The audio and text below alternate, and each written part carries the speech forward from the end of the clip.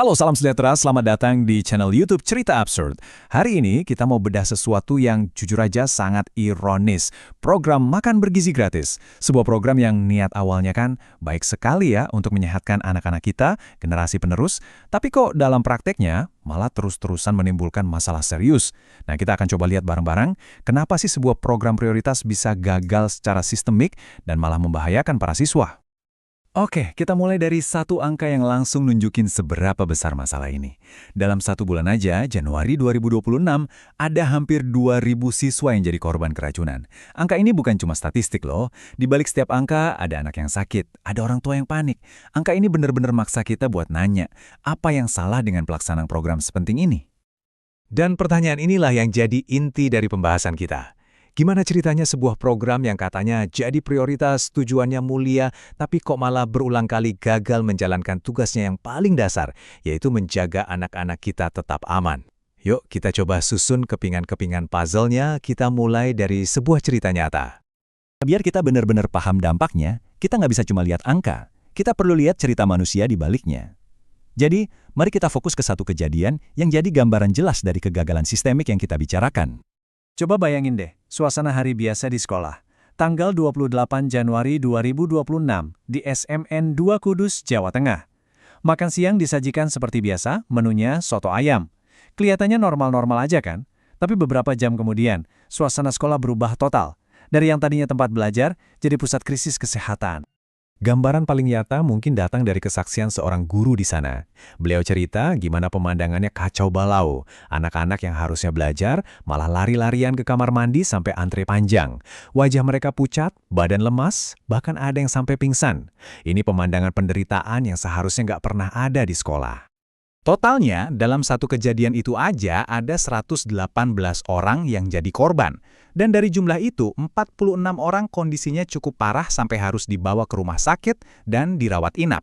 Sekolah yang seharusnya jadi tempat paling aman buat anak-anak, dalam sekejap berubah jadi lokasi darurat medis. Dampaknya pun ternyata bukan cuma fisik. Ada luka psikologis yang nggak kelihatan. Seperti yang diceritain Tika, salah satu siswi. Makanan yang seharusnya jadi sumber energi, malah jadi sumber rasa takut. Jadi, program ini nggak cuma meracuni tubuh mereka, tapi juga menanamkan trauma dan merusak rasa percaya. Ini luka yang mungkin lebih susah sembuhnya daripada sakit perut.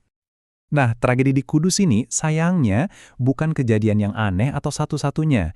Ini tuh bagian dari pola yang sama, yang terjadi lagi dan lagi di banyak daerah. Ini yang bikin kita harus bertanya lebih dalam. Kenapa sih insiden kayak gini terus terulang? Seolah-olah kita nggak pernah belajar dari kesalahan. Disinilah kita lihat ada jurang yang, dalam banget antara janji dan kenyataan. Di atas kertas, target resmi pemerintah untuk tahun 2026 itu zero defect, 0 insiden keracunan. Tapi realitanya, sejak program ini jalan, udah ada lebih dari 21.000 korban. Ini bukan cuma meleset dari target ya, ini adalah kegagalan fundamental dalam pelaksanaannya. Anehnya, masalahnya tuh bukan karena nggak ada aturan, pemerintah udah bikin petunjuk teknis atau juknis yang detail banget, ngatur dari A sampai Z. Jadi kalau aturannya udah ada dan lengkap, kenapa bangunannya bisa terus-terusan roboh? Jawabannya ternyata ada di pilar yang hilang, pengawasan. Analisis kita akhirnya membawa kita ke satu kata kunci yang paling penting, pengawasan. Atau mungkin lebih tepatnya, sistem pengawasan yang sepertinya sengaja dibuat lumpuh, yang akhirnya bikin tragedi-tragedi ini terus terjadi. Tanda bahaya pertama langsung kelihatan dari data ini. Lebih dari 70% dapur yang nyediain makanan gratis ini ternyata beroperasi tanpa punya sertifikat layak higienis sanitasi. Ini bukan cuma soal selembar kertas loh. Sertifikat ini tuh bukti paling dasar kalau sebuah dapur itu layak dan aman untuk nyiapin makanan. Analogi dari ahli gizi masyarakat, Tan Shot Yen, ini ngena banget buat ngegambarin situasinya. Coba bayangin, 70% supir di jalan raya itu nggak punya SIM, tapi dibiarin aja nyepir bawa penumpang. Ya jelas bakal kacau dan banyak kecelakaan kan? Nah, kurang lebih itulah yang terjadi di program ini. Jadi, nggak adanya sertifikat ini nunjukin kegagalan dalam menerapkan sistem keamanan pangan standar dunia yang namanya HACCP.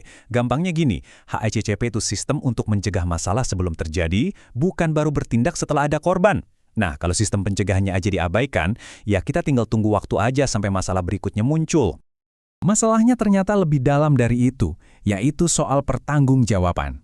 Badan Gizi Nasional atau BGN sebagai penanggung jawab utama seolah-olah bisa lepas tangan gitu aja dengan melimpahkannya ke mitra atau yayasan. Struktur kayak gini menciptakan area abu-abu di mana tanggung jawab jadi nggak jelas. Akhirnya, nggak ada yang benar-benar bisa dimintai pertanggungjawaban. Dan semua ini muaranya ada di akar masalah yang paling parah, sebuah konflik kepentingan yang sistemik, fenomena yang mungkin sering kita dengar dengan istilah jeruk makan jeruk. Nah, slide ini ngejelasin dengan gamblang gimana sistemnya bisa lumpuh dari dalam. Jadi, banyak dapur penyedia makanan ini ternyata dimiliki oleh pihak-pihak yang justru seharusnya mengawasi, seperti pejabat daerah, politisi, bahkan aparat. Ketika pengawas juga jadi pemain, gimana pengawasan bisa jalan coba? Pasti sungkan kan mau menindak tegas dapur milik teman atau kolega sendiri. Ini bukan lagi sekedar kelalaian, tapi sebuah cacat dalam desain program yang bikin sistem pengawasan jadi mustahil untuk berfungsi. Lantas, apa dampaknya secara luas kalau sebuah program andalan pemerintah ternyata dibangun di atas fondasi yang serapuh ini? Konsekuensinya jauh lebih besar dari sekedar sakit perut. Ini menyangkut terkikisnya kepercayaan masyarakat secara mendalam. Oke, mari kita rangkum. Kasus keracunan yang berulang ini bukanlah kecelakaan, melainkan gejala dari 3 kegagalan sistemik yang saling berkaitan. Pertama, pengawasan dari pusat yang nggak jalan. Kedua, standar dasar di lapangan, seperti sertifikat higienis, diabaikan secara massal. Dan ketiga, yang paling fatal, adanya konflik kepentingan jeruk makan jeruk yang membuat 2 masalah tadi nggak akan pernah bisa diselesaikan. Ini semua meninggalkan kita dengan satu pertanyaan untuk direnungkan. Ketika niat baik sebuah program bertabrakan dengan kepentingan dan kelalaian sistemik dalam pelaksanaannya, siapa yang pada akhirnya harus menanggung semua biayanya? Jawabannya, seperti yang sudah kita lihat, adalah anak-anak kita. Merekalah yang membayar harga dari sebuah sistem yang gagal dengan kesehatan dan rasa aman mereka.